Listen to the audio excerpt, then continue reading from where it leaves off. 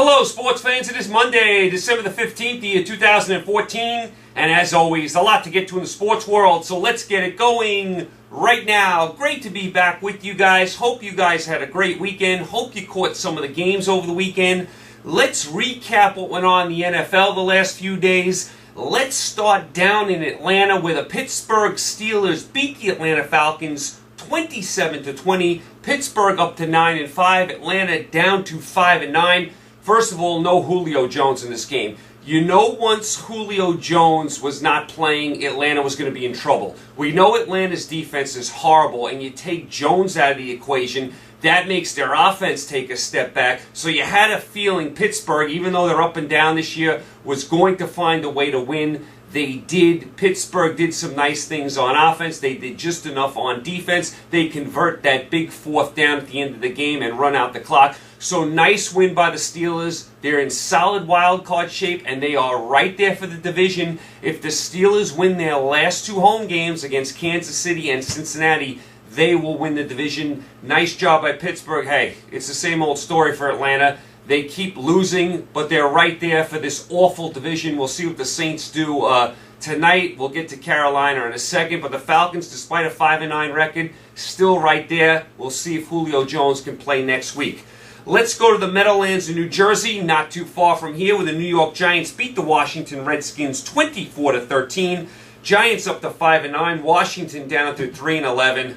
Oh, the Redskins. The Redskin fans deserve better than this. They are a complete mess. McCoy starts the game. He goes out. Griffin comes in. He plays decently to start off with. Doesn't play good at all in the second half. Right at the end of the first half, there's that controversial play where Griffin's scrambling. He apparently gets into the end zone with no time left, but they review it, and I thought the refs made the right call. Griffin, as he's going up, he fumbles the ball, then he regains control of it, but you have to regain control all the way to the ground. He hits the ground, the ball comes out, so no touchdown, clock runs out, Washington gets no points there. The Redskins go nuts. I mean, Gruden is going crazy, Moss is going crazy. I thought the officials got it right. I thought the Redskins were totally wrong. I thought the officials got it right. Griffin fumbled, then gathered it back, but didn't, maintain control all the way to the ground. So the Redskins messed up that possession, and the Giants did what they wanted in the second half, kind of controlled the game in the second half. Giants pull away at the end, and the Giants get the win. How about Beckham?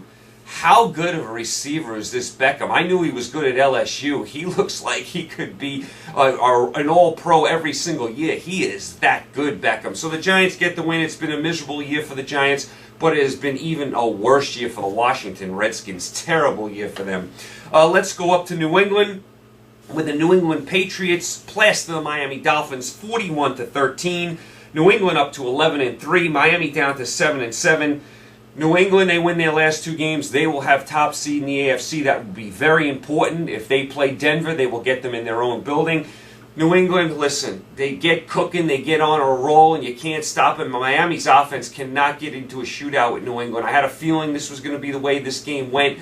Miami's offense cannot score. You look at Miami's scores the last few weeks, they can't even break 20 points. 13 points, 10 points, 17 points. They're not scoring. They hit a couple of plays down the field yesterday, Wallace in the first half. Couldn't really get anything established in the second half at all, and New England just came out in the second half and blew Miami right off the field. So New England in solid shape for that top seed. Miami doesn't look like they're going to make the playoffs. Let's go to Kansas City, where the Kansas City Chiefs beat the Oakland Raiders 31-13. Chiefs up to 8-6, Oakland down to 2-12. Typical Raiders on the road. I mean, the Raiders have had some nice home wins the last few weeks, but you get them on the road and they just fall flat on their face. Chiefs took care of business here. You had a feeling they were going to run over the Raiders. They did. Chiefs are 8-6. They're still not in a playoff spot right now. They have a lot of work to do. I'll tell you the game the Chiefs would love to have back. The Chiefs would love to have Week 1 back against Tennessee, where they lost at home to Tennessee. If they won that game, they would have been 9-5. They'd love to have that game back. Still, through 14 weeks of the season, Kansas City's wide receivers, no touchdowns. That's hard to believe, so the Chiefs get the win there. They're still alive for a playoff spot. Let's go to the Thursday night game in St. Louis, where the Arizona Cardinals and their tough defense beat the St. Louis Rams 12-6. Arizona up to 11-3. They're still hanging on to that top seed in the NFC. St. Louis down to 6-8. Stanton went out of this game, so you now have the third quarterback for Arizona, but Arizona's defense dominated this game. St. Louis, I was a little disappointed in them. They didn't get any offensive touchdowns at all. On their first possession, they drove right down the field. They had a 4th and 1 deep in Arizona territory. I thought they were going to go for it. They ended up kicking a field goal there. I thought Fisher was very conservative there, but this was about the Arizona defense. Arizona defense was tremendous, but now they're on their third string quarterback. They got Seattle this week. Arizona's going to be in the playoffs, but I see Seattle beating them this week and overtaking them for the division. Arizona's defense solid, but their offense with the third string quarterback is not good enough to get to a Super Bowl. St. Louis, they're another team with quarterback problems. They have 3 quarterbacks, but they may not have any quarterbacks. I mean, Bradford's always hurt. He missed all this year. They were high on Austin Davis, but now that he took a seat on the bench, I didn't think Hill played well at all in this last game. So St. Louis has quarterback issues too. They have some good young talent. Got to figure out who's the QB though. All right. Let's go to Indianapolis, where the Indianapolis Colts beat the Houston Texans 17-10 in a defensive struggle. Colts up to 10-4. They win the division. They're in the playoffs. Houston down to 7-7. Fitzpatrick goes out with a broken leg, so he goes out. Remember, Mallett is already out for the year, so they got to go with the third string quarterback, Savage. Houston couldn't move the ball from here to there. Houston's defense really hung in the game. The only touchdown Houston had was an interception return. I thought Houston's defense played tremendous under the circumstances yesterday. Houston couldn't move the ball at all. They just couldn't. You're down to your third string quarterback. Once you get to your third string anything, you're in trouble. I mean, Houston didn't have many chances at all. They got a couple chances at the end of the game. They threw a deep pass down the sidelines where the Indianapolis safety made a nice play, knocking the ball away. Houston had another chance where they're around midfield, but couldn't get anything established at all the whole game. Houston needs a better quarterback. Fitzpatrick, Mallett, Savage, I don't know if any of them are good. Got to upgrade their quarterback position because their defense is solid, even without Clowney. Watt is amazing. I love Houston's defense. They did all they could yesterday. Couldn't do it, it wasn't enough though. And Indianapolis finds a way to win. They didn't play all that great yesterday, but they find a way to win. Good teams find a way to win, and that's what Indianapolis did. Luck had a couple of nice drives. Colts get the win. They win the division. They are in the playoffs. Let's go down to Baltimore, where the Baltimore Ravens beat the Jacksonville Jaguars 20-12. Baltimore up to 9-5. They are in a playoff spot right now. Jacksonville down to 2-12. I didn't love the way Baltimore played yesterday. They were good on defense, held Jacksonville to 4 field goals. Did not like Baltimore's offense at all yesterday. They did not do much. They did just enough to win this game, so I was not overly impressed with Baltimore. They do get the win. That's what's most important. They are in a playoff spot, so Baltimore wins their last 2 games. They will be in a playoff spot. Jacksonville, hey, listen, we know the offense has been struggling all year, basically. The quarterback, has been struggling. I don't know if he's going to be a star in this league. You got to give him more time. Defense kind of played their hearts out yesterday, did all they could to keep the team in the game. They just don't have a lot of punch on offense. Remember, their best receiver has missed the whole season. Quarterback is a rookie. I mean, they got all sorts of problems on offense. The defense is showing some signs, just not enough on offense. Baltimore gets a very unimpressive win, but a win nonetheless. Let's go up to Buffalo. I absolutely loved this game yesterday, where the Buffalo Bills beat the Green Bay Packers 21-13. Bills up to 8-6. Packers down to 10-4. This was old school football. I mean, this was old school football in an old school stadium with those old school fans going crazy. Buffalo's defense was awesome yesterday. They held Rodgers to 17 of 42 for 185 yards. That is not easy to do. Green Bay had a lot of drops. That contributed to it. 13 drops all year. I think they had 7 yesterday. They had that big drop, which would have went for a 96-yard touchdown. I think Nelson dropped that one. Green Bay, a lot of drops, but Buffalo's defense played really, really well. That Green Bay offense is a handful for anyone, so give Buffalo all sorts of credit. I mean, Buffalo didn't do much on offense themselves, but they do enough to win. Nice job by Buffalo getting this win. They had to have it. This was a really, really nice game to watch. I liked this game. It was old school football. It was defensive football. Buffalo couldn't have played any better on defense, I didn't think. Green Bay, very, very bad loss for them. Now they drop below Detroit. Detroit jumps them in the division. So Green Bay slips out of that top seed in their division. Detroit has actually jumped them. So this was an important game for Green Bay. Nice job by Buffalo. I hope you guys watched that game yesterday. Some old school football. I loved that game yesterday. Let's go to Carolina, where the Carolina Panthers beat the Tampa Bay Buccaneers 19-17. Carolina up to 5-8-1, and believe it or not, right now they're in first place. We'll see what New Orleans does tonight. Tampa Bay down to 2-12. We know Tampa Bay's awful, 3 turnovers, the same old story with them. I thought Anderson did some good things, filling in for Cam Newton yesterday. Carolina actually made this game harder than it should have been. I mean, Stewart had a big fumble inside the 5 when they're up 16-10. Could have really put some distance in between, them and Tampa yesterday. Carolina let Tampa Bay hang around, but Carolina does get the win, and believe it or not, right now at 5-8-1, they are sitting in first place. That's hard to believe. We'll see what the Saints do tonight. Let's go to Cleveland. Oh boy, Cleveland Brown fans, turn your head. Turn your head, Cleveland Brown fans. Where the Cincinnati Bengals just plastered the Cleveland Browns 30-0. Cincinnati up to 9-4-1. They are still tops in their division. Cleveland down to 7-7. They are done. To say Manziel was terrible would be an understatement. He set football back about 300 years yesterday. That's how bad he was, and he had a lot of help.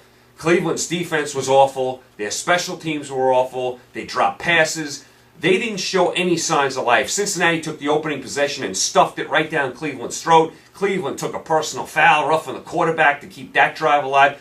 Manziel had a lot of help in this game. Cleveland was awful in all facets. In all facets. I thought this was a despicable performance by Cleveland, especially considering about a month ago. Remember on that Thursday night when Cleveland went into Cincinnati and beat them 24-3 and stomped all over them? This was the absolute reverse of that game.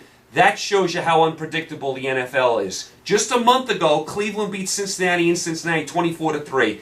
Month later, we have the exact opposite. Cincinnati wins 30-0. But Manziel, terrible. 107 total yards. Oh my goodness. Now I know it's only his first start. It's a rookie quarterback. We got to give him time. Hoyer wasn't playing well at all either.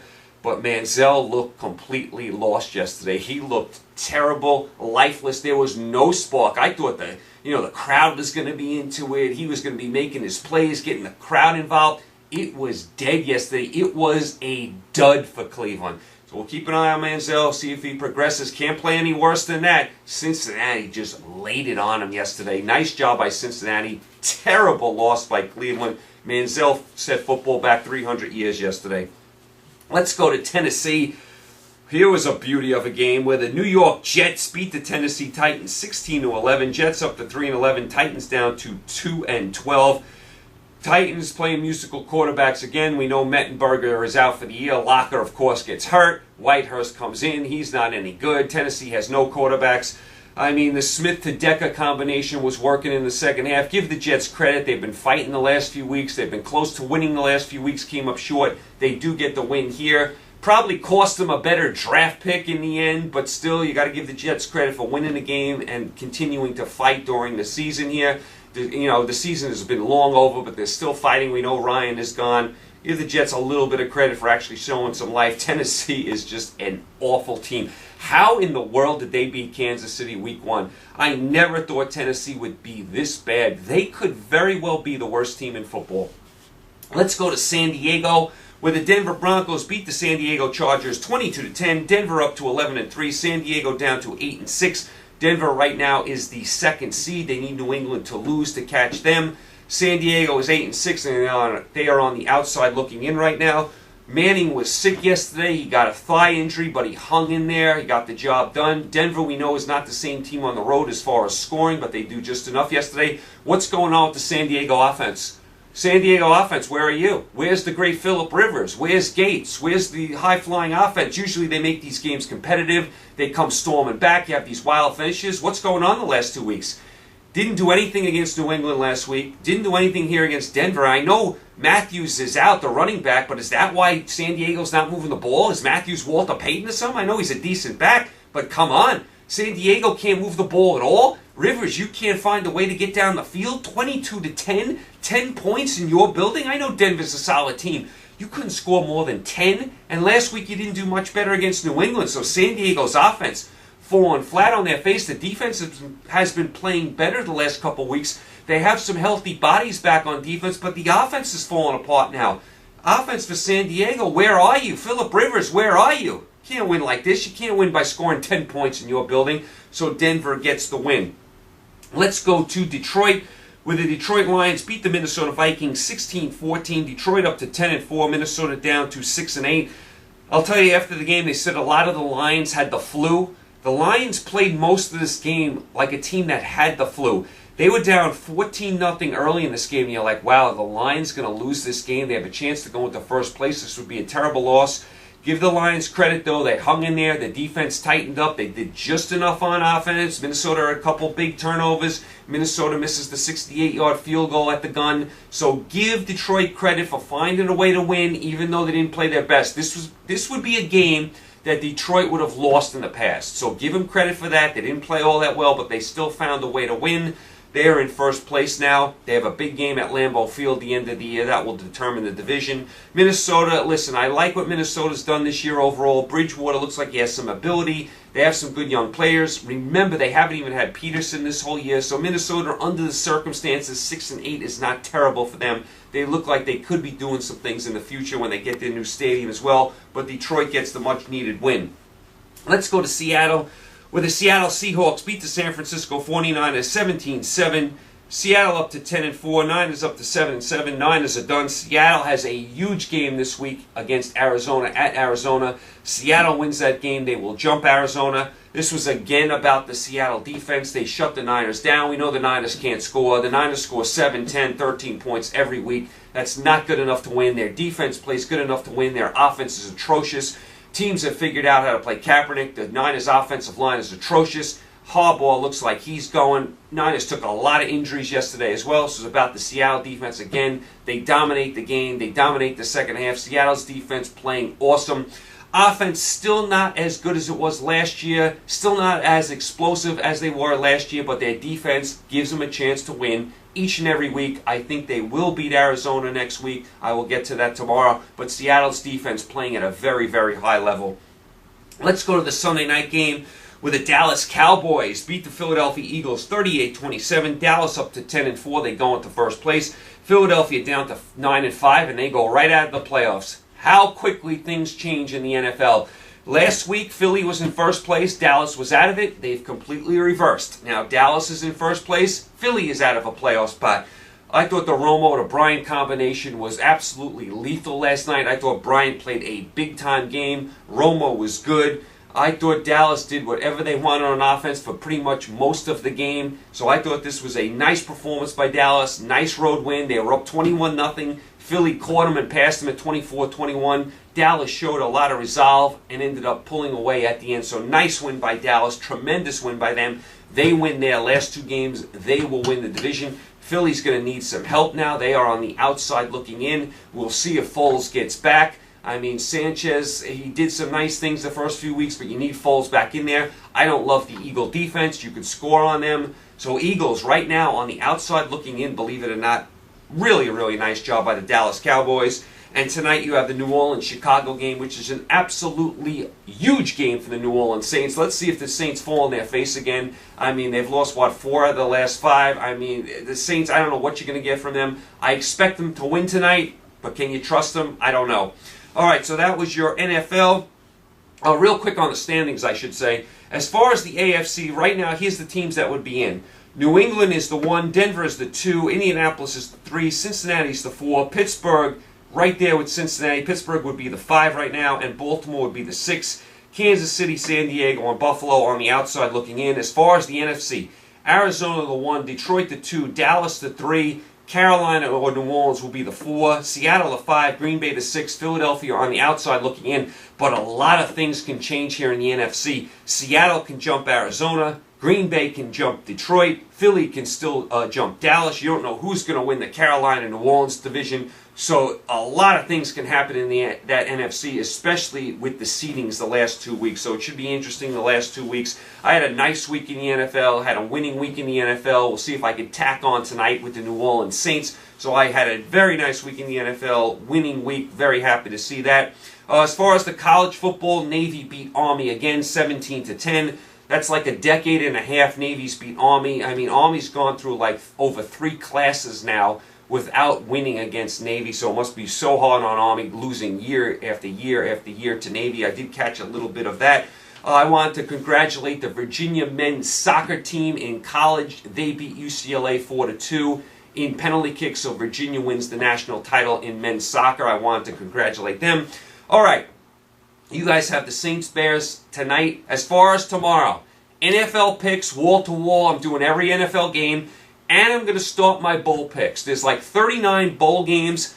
I'm going to pick most of them tomorrow. I'm going to save maybe a few for when my friend Joe comes back from Sirius Satellite Radio in a couple weeks. So I'll save maybe the national title game. Obviously, the national title game, we don't know who's in it. The Final Four playoff, and maybe a few of the bigger bowls I'll save for him. We can pick those games together. So tomorrow I'll probably pick like 30-something bowl games with you, and I'll save maybe like 5 or 6 for when Joe comes back, including the Final Four playoff.